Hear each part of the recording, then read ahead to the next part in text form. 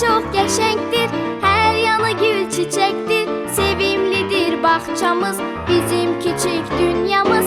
Bağçamız çok qəşəngdir, hər yanı gül çiçəkdir. Sevimlidir bağçamız, bizim küçük dünyamız. Bağçamız, bağçamız, nə qəşəngdir bağçamız.